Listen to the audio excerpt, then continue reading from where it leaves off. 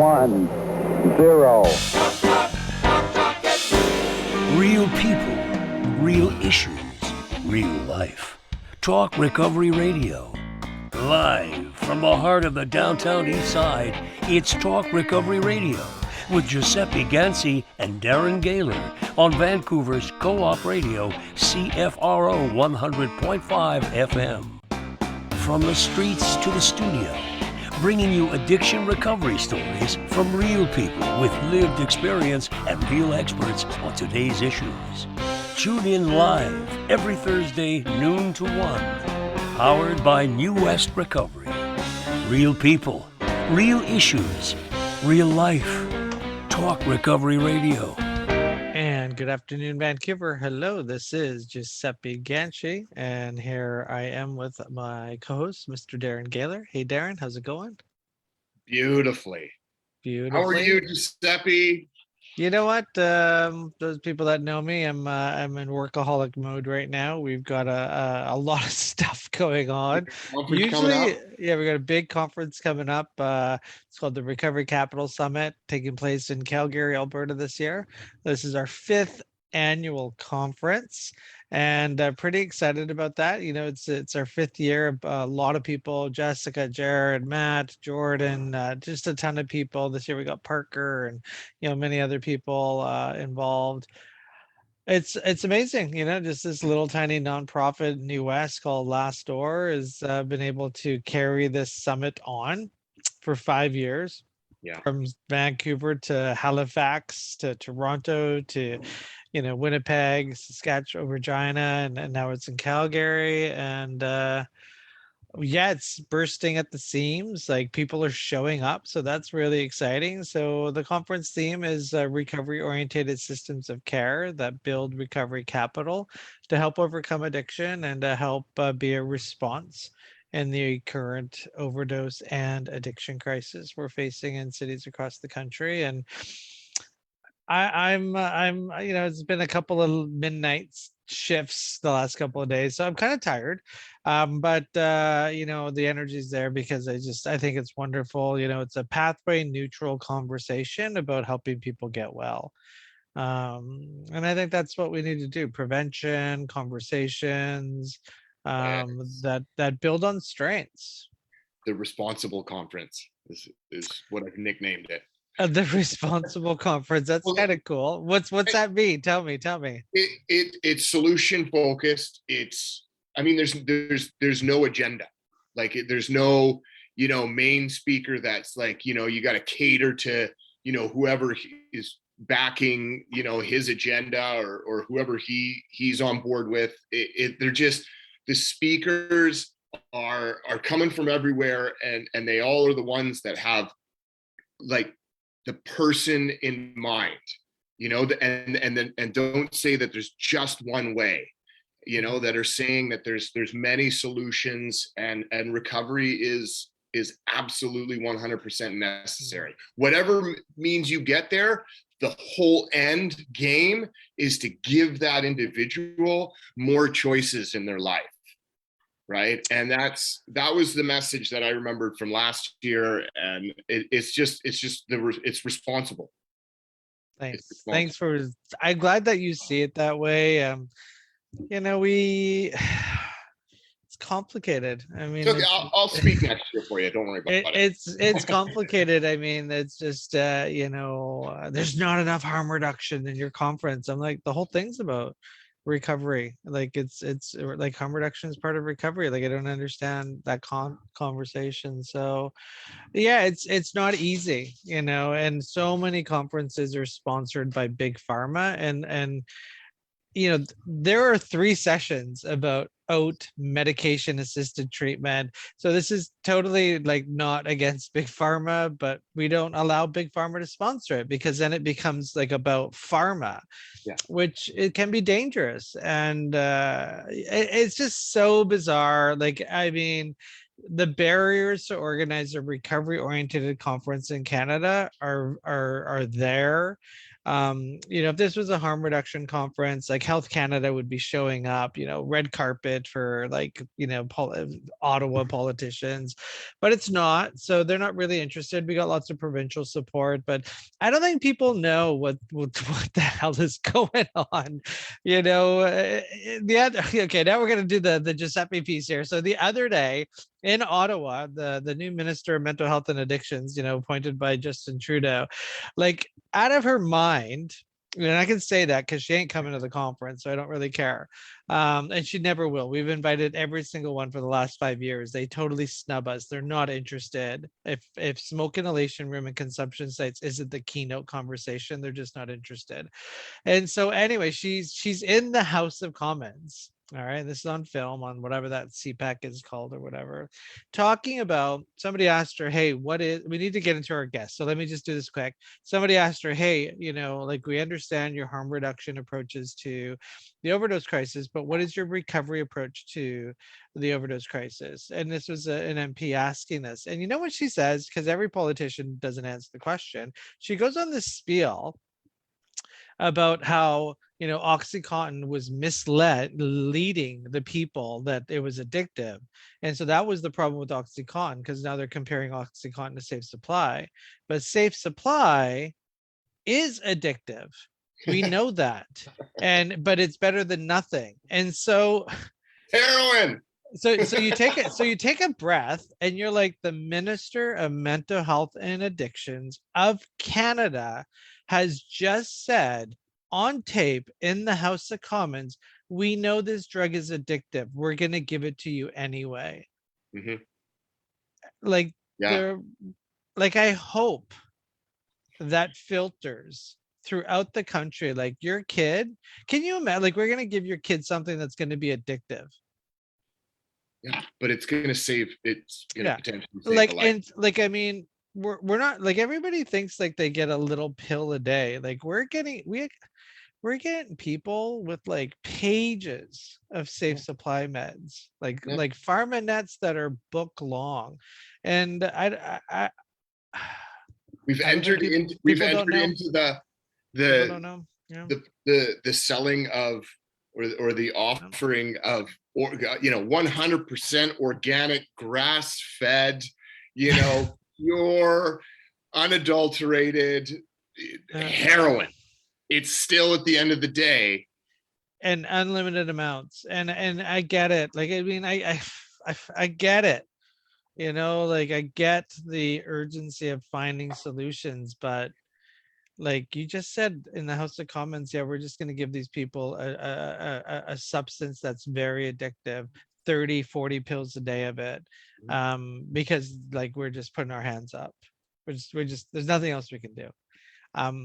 I don't know why people aren't seeing the red flags in that. I mean, you know what, you people, you're not going to get well here.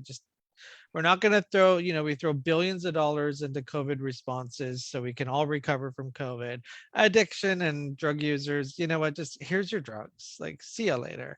Like, they don't understand as a substance user, what that's saying to me. Like, I'm not I'm not worth every dollar in Canada to help save me. Just here's your drugs. You ain't gonna recover anyway. That's what's going on in Ottawa for everybody.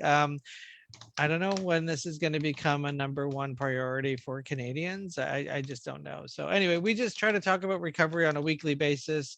We get sidetracked a lot because there's a lot to sidetrack us, which is an unfortunate thing.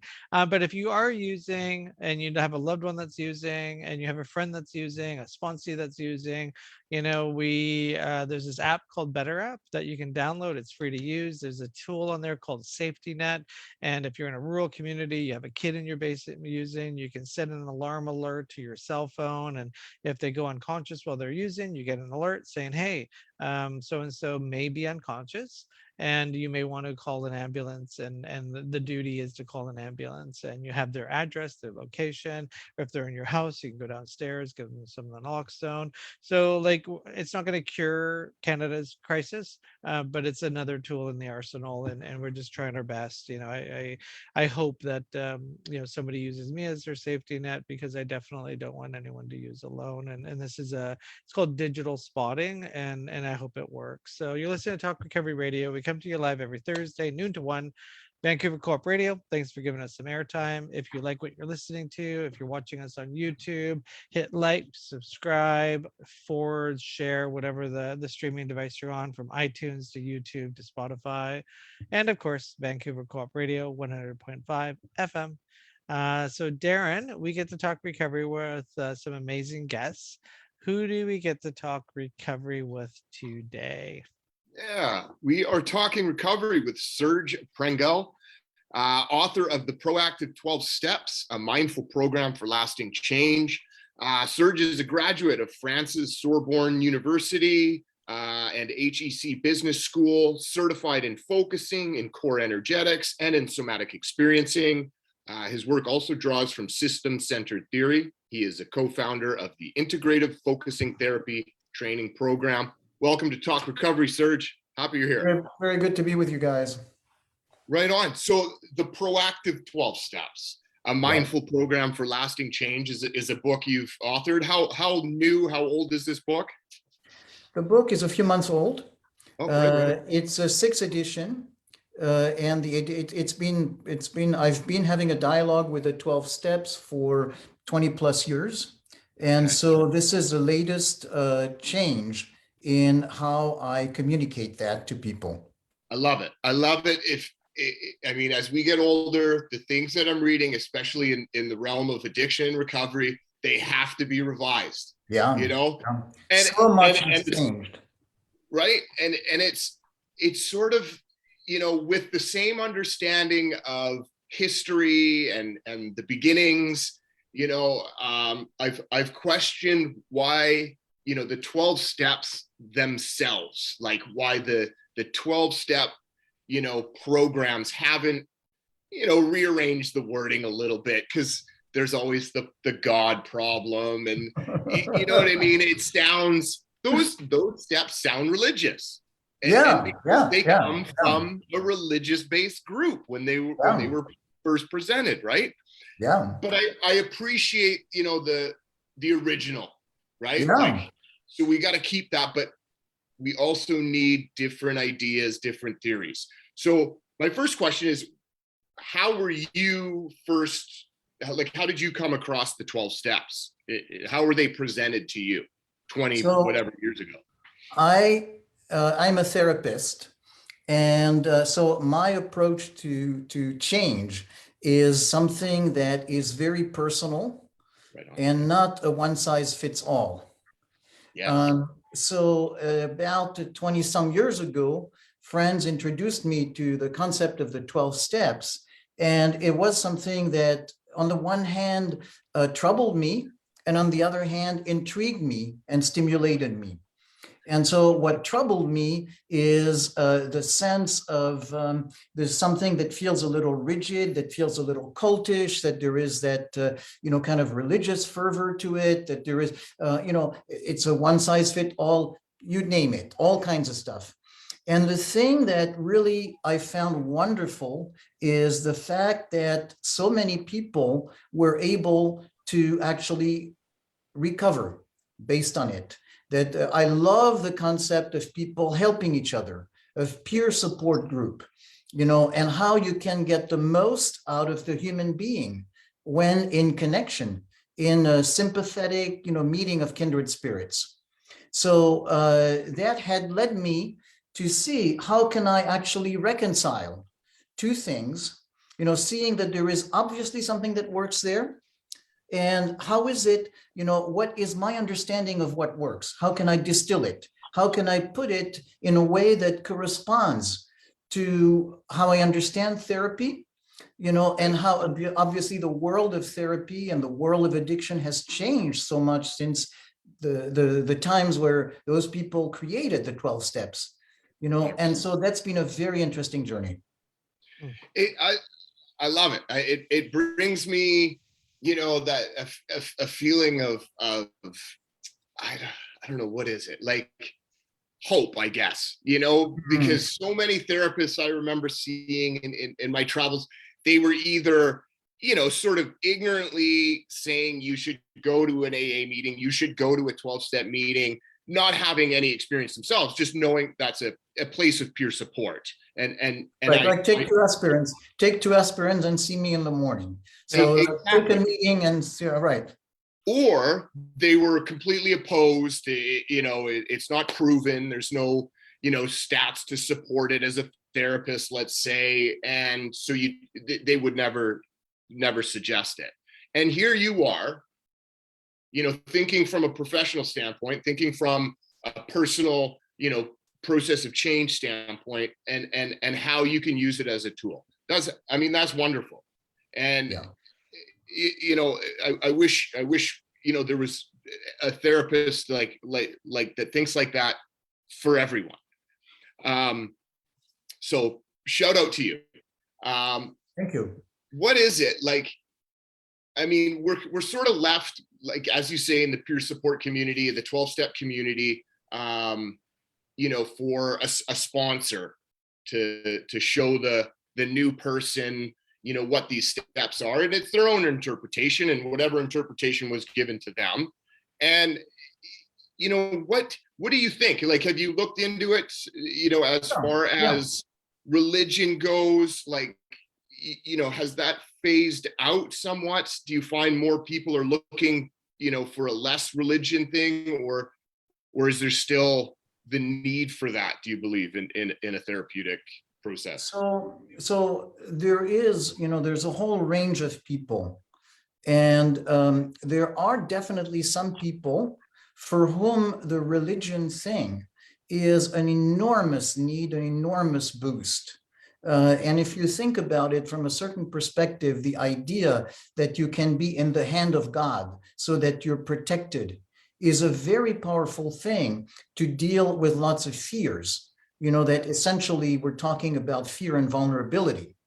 There is something that, the result of changing from addiction to no addiction is so amazing that in some way it can feel like nothing short of miraculous. So the idea of saying there's a God that does it fits into, gives you license to believe it. Right. If the concept of God is I was lost and now I'm found because God found me, took me from the depth and gave me light, then I can see how people would do it. And that's probably also at the time the 12 steps were invented. Why would people want to believe two drunks who said, I have a solution? So if they come and they say, this is something about God, then there is a reason to believe it. But right. Now, so many years later, there is no need for that justification, because you could say that there is a proof that actually there is a process that works. And so you don't need to believe in God to get into a peer process, because, history has shown that it does work.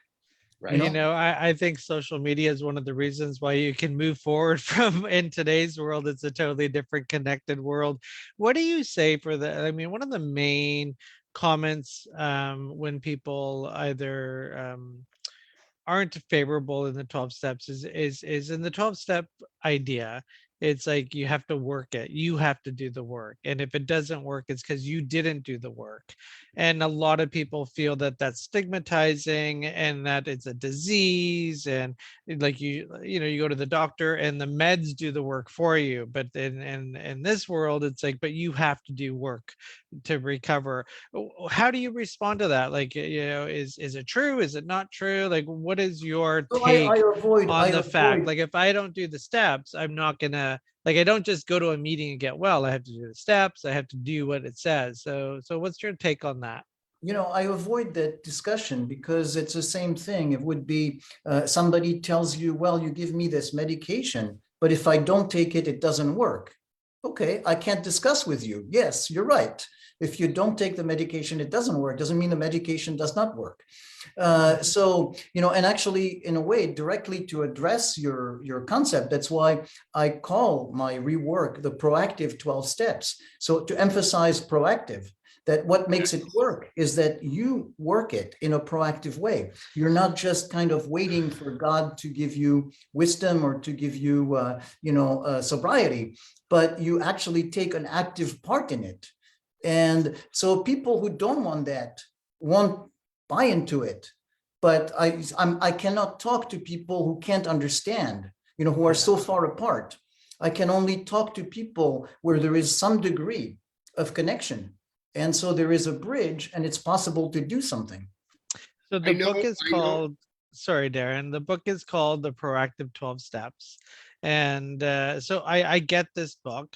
Are there exercises in it? Like, is it a novel? Is it what's a reader gonna do when they buy this book and start reading it? Oh, by the way, it's actually, I have also about a third of the book on the website, so people can get it for free. So the book has more stuff, but I definitely want people, nice if you buy it, but I want people to see proactive12steps.com. And so what you have there is you have the 12 steps together with a discussion of each step. So it gives you a sense of what each step is about. And maybe we can talk about one or two of the steps to give you a flavor of it. I also describe how to work it. And so, of course, people who are accustomed to going to 12-step groups are accustomed to the 12-step format. But there is something about the 12-step format is wonderful in terms of giving protection to people from negative stuff that could happen, because anybody can come into a 12-step meeting. But if you do this on your own, or you do this with a small group, with a partner, there is a possibility of going deeper by developing an active listening quality to it. So essentially being heard in a compassionate way. And so this is a process that I invite people to share with others. Find a friend, find 2 or 3 friends, form a group. You're not replacing what you do in 12-step groups, but you're adding a different light to it. And it gives you a perspective when you go to the 12-step groups to understand that from your point of view. And so hopefully in a much deeper way. I have to appreciate this, the sense of mysticism that sometimes happens, because really, really broken people, especially addicts, of any shape or form, when they come in,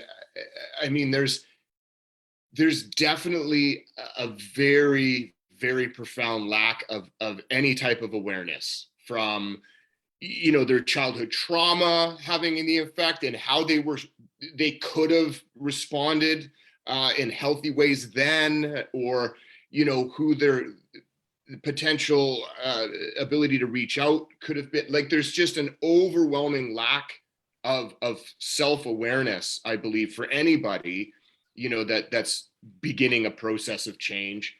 And there's sort of like a reliance or a dependency to just believe anything, like, because that it gives me a sense of I'm going to be okay, but it also is very counterproductive, because that idea that I'm now okay is going to put people in potentially dangerous situations, or resort to, old behavior patterns.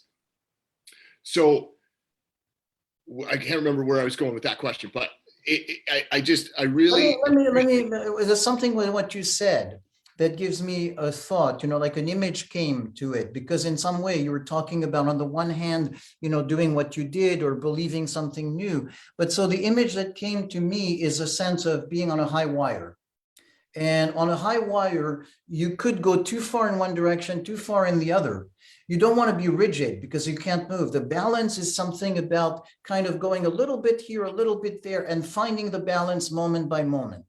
Okay. Yeah. So the attitude there is not about, here's a rigid set of what you do, but a developing an inner sense of balance.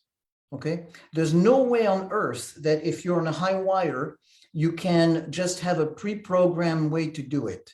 It's about finding moment by moment how you adjust to when it goes and correcting it. So the process is about re-educating, learning how to find a way to trust yourself that works. Well said. And that's what recovery means to me. What is your opinion as a therapist on the whole point, whether it was the reason they wrote these steps in the first place? What is the point of the whole process? What's the end result? Is it to stop whatever you're addicted to? Is it to find God? Is it to change? What's your personal experience? No, that's a great question. Let me take a moment to the big questions. I want to respond, on the spot. Okay. And so if I had to summarize it, I would say, you know what? You're banging your head against a wall, and you have to stop banging your head against a wall and having that narrow focus on the issue of, say, alcohol or whatever, and go into, how do I change my life so that alcohol becomes unnecessary, so that it's possible to make alcohol obsolete, or drugs, or nicotine, or whatever it is, fill the blank. But essentially, that's, to me, the big insight, that you're going to switch and create a world for yourself in which you don't need that coping mechanism. Okay. And so in that context, God is the nice way culturally for people who believe in God to say, yeah, it is possible to change life, because otherwise it feels daunting. Yeah. But the main purpose is how to change your life. Love it. I mean, that's definitely been my experience. It took a lot of different interpretations, different ideas, ones that made sense to me personally, maybe not coming from a religious or cultural background. So let's do that. You said, let's talk about a specific step. I always find a lot of trying to explain the third step, where we turn our will and our lives over to it seems so daunting, and that's, I don't think, as big as it sounds, in the process of change. So let's hear your interpretation. So before talking about step 3, I need to talk about step 2, because the two go hand in hand. You give your will over to God because you believe that God will save you. And so it's impossible to talk about 3 without talking about 2. And so in a sense, like 2 in my mind had 2 functions. One was to say, you're in the midst of despair, that you got to change something, and you have to hang on to some ways to believe that it's possible. And so God was the cultural concept that made it possible, because God accomplishes miracles. Right.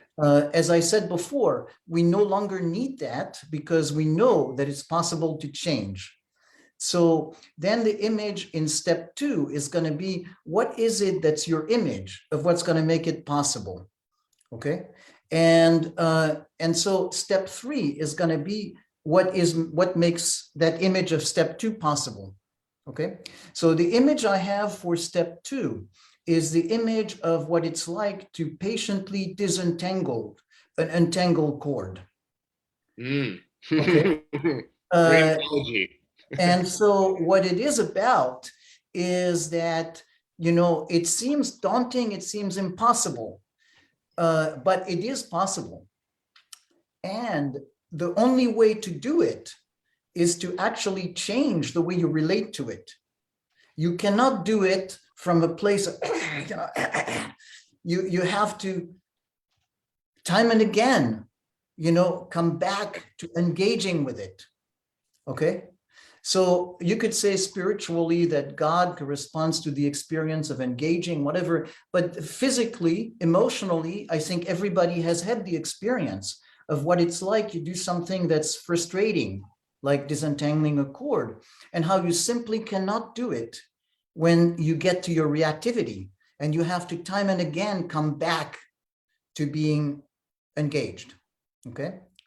So now how I do step 3 is what step 3, being in contact with God. What is the experience of being in contact with God? So for somebody who believes in God, the experience of being in contact with God is to be in a place of feeling relatively calm because they're in the hand of God, because God has their best interest at hand. So there is kind of a lowering of that activation and of the fear and of the reactivity. Okay. And that's what the sense of sacred is being in that sense of peace. But how do you translate it in a non-religious term? Is take a pause, take a mindful pause to kind of let the activation come down, and be able to engage with what is. And so you tie it together with the metaphor of disentangling the cord, and it's not an abstraction, because that time and again, if you get frustrated, you have to take a breath and come back down to a less frustrated part, because otherwise you can't continue. Okay. And that's what kind of gives you that sense of what the process is. You're confronted with major difficulties, you get all tense, you get frustrated, you revert to old habits, but you come back to it, because otherwise you can't go on. I love a practice of sort of slowing down and rather than reacting in those big emotions, if we've gathered, people or environments that make us feel safe, that we don't need to do it as if we got to get the hell out of there. We can just sort of take our time. And I appreciate that, because I know what the next step is going to be. It's going to create some, some heightened emotions. It's going to create some, some ugly awarenesses. And so to have some practice in that is a preparation also. Like, any one of these steps, we can't talk about one in front of the other, without, I appreciate that. And it's not just a preparation. This is like the whole concept of practice, mindful practice. Right. It's both a preparation and it's the DNA of the process, because it's not like you do it and then, okay, you never have to do it, but it's a reminder. That's what you're going to have to do time and again, and every day, and every time you do something, you're going to have to come back to that. And if you don't, you bang against the door, and it's okay, because that's a reminder that, okay, you're not, you need to come back. I love it. I'm ordering the book. It's so great because, like just updated, revised interpretations. It doesn't change the original. It just brings new light and sort of new understanding to it's a great book too. If you're a clinician or you work in the field and you've never been to a meeting, it's hard to to make assumptions on what meetings are. Right. I remember a doctor, who's doing this big speaker, all these people that work in addiction, 500 of them. And he asked, he's like, how many of you have been to a 12-step meeting? And very a dozen people maybe raised their hands. He's like, wow. You're robbing your clients. Like, would you ever prescribe something that you haven't studied on? Like, how could you, and it was a realization. It's just like, it's a lot of assumptions being made on just myths that you may read on Twitter or on Facebook, and these are people with PhDs. Even I know better than that, not to read Twitter. So thanks for being on our show. So once again, thank you. And if you like what you're listening to and you're interested in learning a different viewpoint on the 12 steps and being proactive, that's what it's called. It's called the Proactive 12 Steps by Serge Prengel. Thank you for being on our show. And again, there's some free resources on your website. Can you tell our listeners and viewers where they can go for that? Proactive12steps.com, or you just search for Proactive 12 Steps on Google. And it will come up. Thanks for being on our show. And Darren, always good to chat recovery with you, with our guests. We're going to bring in our second guest now. And Serge, I'm just looking for the controls on my computer. They've seemed to have disappeared. There we are. Thank you, Serge. You have yourself a great day. Yeah, take care. Thank you. And you're listening to Talk Recovery Radio, coming to you live on Vancouver Co-op Radio 100.5 FM. And we come to you live every Thursday, 8 years of shows, thousands of listeners, hundreds of guests, and now we've got Asha here on our show. Welcome to the show, Asha. Hi, it's nice to be Hi, here. nice to Hi. see you. Yes, hello. Welcome to the show. I'm so excited. Woman in Recovery. A returning member, returning guest. Returning to guest. Yes. Thanks for coming back. We didn't scare you away last time, so thank you. I've actually never been on this show. What? Okay. You might be thinking about all the times we've done service together on Recovery Day. I was one of the things I was thinking about is like every single thing that I've been through lately, you've been up there talking, and I've literally had a picture of you sitting in the studio with us. It must be somebody else I was thinking about, but I just assumed. I mean, my mom said that I've always had a face for radio, so maybe I'm meant to be there. Well, I just have a horrible memory, so I don't remember. Sorry. That's all right. I can't even remember what I'm going to do today. So Women in Recovery. I just love the fact that, this show is put on by Newest Recovery, and it's just great to have so many powerful women in recovery in this community, and you're one of those, and we're bringing personal stories back to the show. You work in the field, we'll touch on that as well, and so forth. Really wanted to have a conversation with you in regards to what it's like being a woman in this part of the world, substance use issue, to addiction, to trying to get help, and what barriers you may have had and so forth. So a little bit about your background. You had a single mom raising you, and not that every single mom has a child that becomes addicted, but why was that part of the conversation, and how did that go, and what got you into a place where you're sitting on a show talking about recovery? Oh my gosh, what a loaded question. I know, right? Tell me everything. Yeah, I mean, mentioning having a single mom, I guess the thing that comes up for me when I think about that is family dynamics, right? And just how much family dynamics have such an important part in our lives. And for me, I mean, I say this often when I talk about addiction, like, two people have very, very different upbringings and end up in the same room of Narcotics Anonymous, or, wherever they end up. And I didn't have a traumatic upbringing whatsoever, but the way that my brain processed the stuff that went on in my life led me to believe that I was alone, that I was unlovable, that nobody liked me, right? And so when I was young, my mom and I were I thought of us as like the Gilmore Girls. We were like, just did everything together. We were two peas in a pod, and she kind of raised me. My mom's a very powerful woman, like super powerful in the sense of like women, can do their own thing, and we don't need no man. And then she found love. And I love her husband, but at that time I was mortified. I was like, wait a minute, what about all this stuff you just told me? What about like literally the core values you just ingrained into me? And what am I supposed to do with that? So I rebelled at a very young age. I just went off the deep end. I didn't believe anything anyone told me. I didn't think that, those values and those morals that other people had were real. I thought they were just these like fake things that we put on to try and look like productive members of society. And I didn't want to be anything to do with that.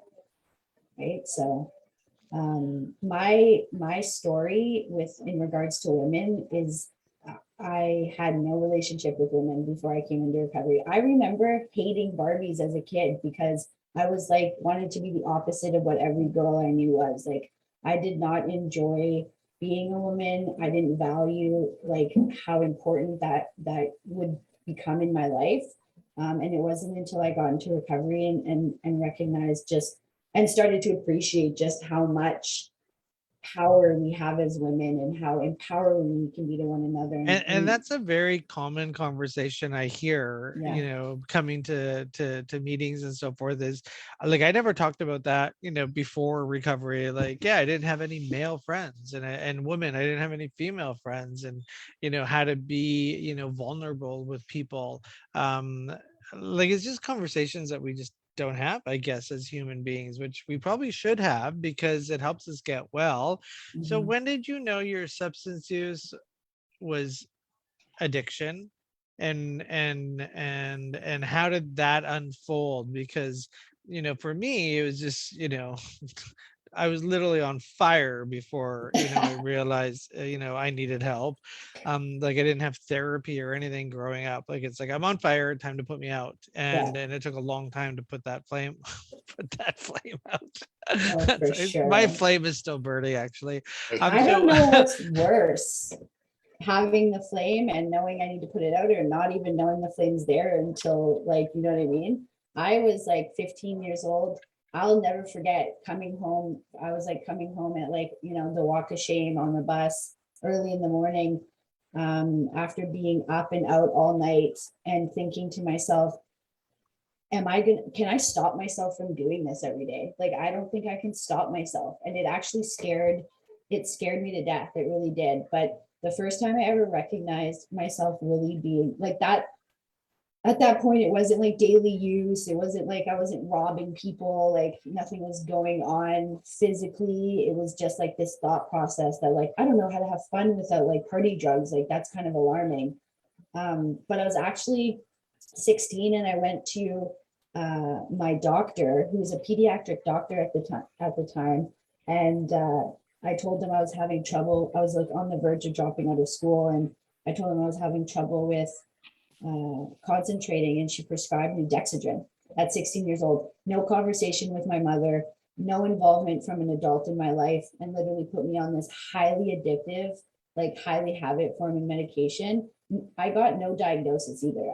I've never been diagnosed with ADHD or ADD. She never put me through any tests. Just give me this medication. And that's the drug that when I started to realize, like, I have an addiction to this, like that's kind of what started me on fire. That's crazy. Yeah. Like, Yeah. that's crazy. That just, you know, that's not that long ago that a doctor treated a 16-year-old without questioning any history, like anything else going on, that you would act this way. It's just medicating a symptom, like, and for what? For how long? 6 years. And I started doctor shopping, and I went to different, I swear I'm the reason why they came up with the system in Alberta around how to like trace that kind of stuff. I remember being 21 years old and going into a doctor's office finally for the first time ever, and then being like, yeah, we actually have you flagged because there's this new medical system where it tells us how often you go get prescriptions and which pharmacies you go to, which doctors, and I was no longer able to take that medication after that. Well, prescribed. so what did you do after that? So by that time, I was already using my drug of choice, which is not an upper. I don't know how much I can talk like openly here, but I didn't. It was fine. It was a fine transition. Like, by the end, I used that drug as like a way to make me feel normal. Like when I was, you know, using, and then I would have to go to work the next day or whatever, I would just pop a couple of Dexedrine and then be like ready to go. But I had already found my drug of choice, so I just stopped using that and completely dedicated myself to something else. Being a woman, you know, now it's time to get help.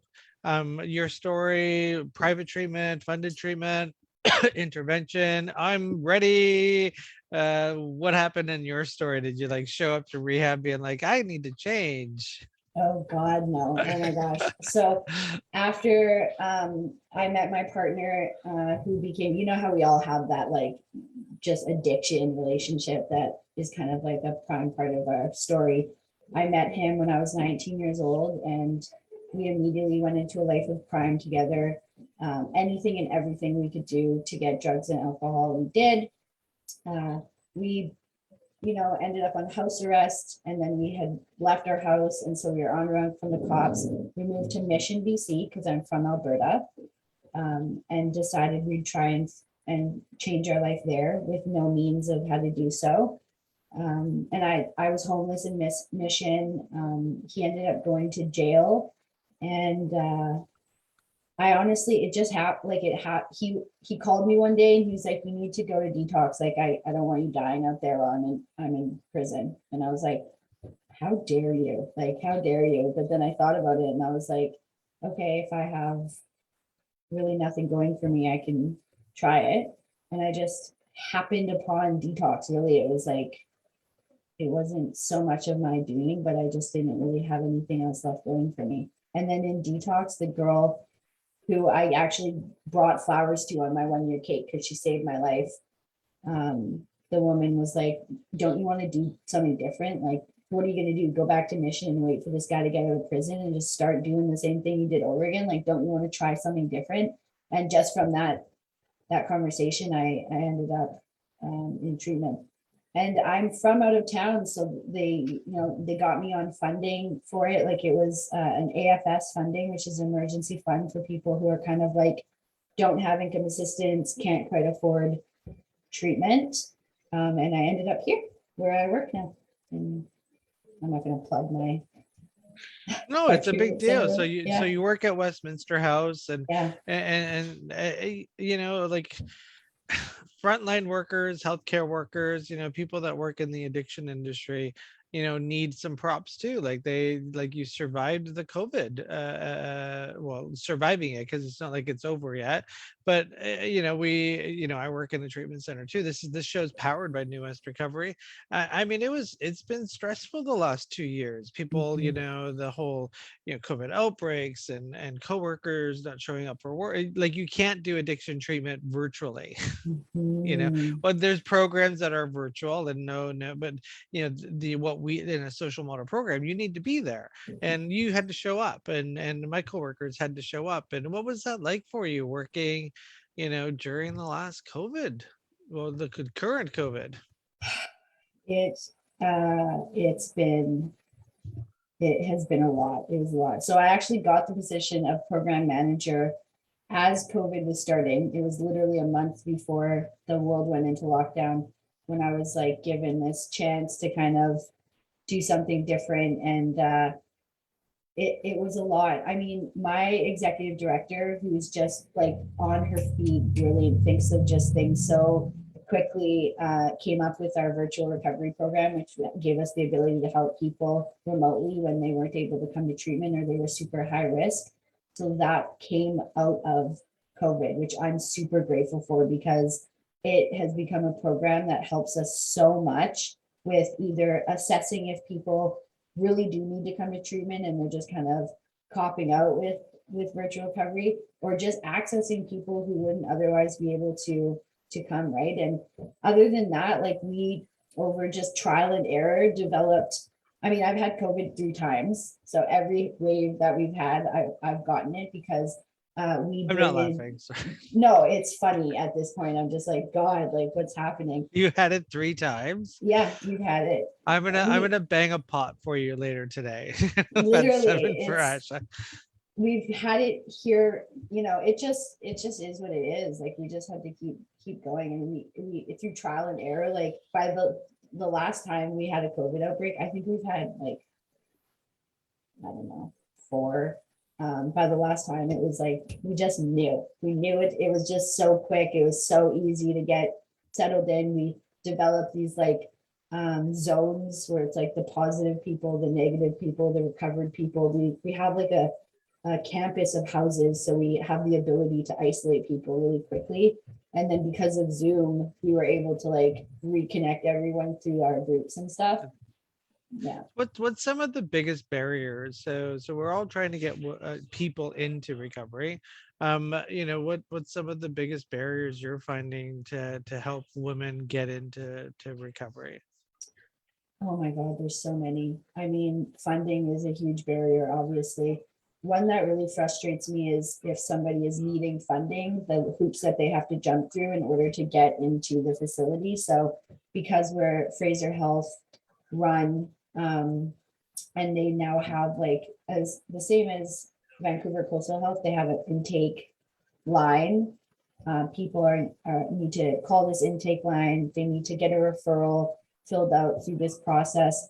The referral doesn't immediately come to us. It goes into their AgriLoft system, and then that gets like filtered out to whichever treatment centers would best kind of suit this person. And I mean, in the long run, it makes sense and it does seem really beneficial for the client. But if the person is on the streets, or you know what I mean, like they just need treatment now, it's like months of waiting. There's no ability to just come in and get that done quick. Which is, you know, sort of your experience. It must be frustrating to think, do you feel so lucky having, you know, not have to have gone through so many hoops when like literally some angel detox worker is like, I think about that all the, like, it honestly can make me emotional. I'm just like, yeah. why me? Like, it's like almost like survivor's guilt. I literally did not wait. I didn't even understand that process, and I didn't have to go through it at all. She did everything for me, and within the time that I was detoxed and ready to leave, I had a bed here, and it's just very rare that happens now. And yet, I mean, it's so needed. Like this is the struggle. Like if like anybody takes the appropriate action that they think they need to do, you know, they call the, you know, Fraser Health, or they Google places to go and then see this list that's basically, you know, nothing is going to happen today, which is difficult, because if it doesn't happen today, you know, who knows, right? So, you know, Westminster House, residential treatment for women and youth now, correct? Yes. Like, I mean, you're one of the employees there, you're program manager, like, you know what I mean, with that story. Mm-hmm. Like, so as much as you can do, I'm sure you would do, right? And then, you know, sort of follow the lines. Like, does it feel good, you know, to sort of work in a place like where you would, you know, go a little bit above and beyond? You know, like, I don't know, could you rescue someone if you needed to? Could you go into a detox? Like what is it like? You know what I mean? Are you strapped? Like you can't do that, like old school? I don't know how much I should say on the air. I don't know how many people watch this.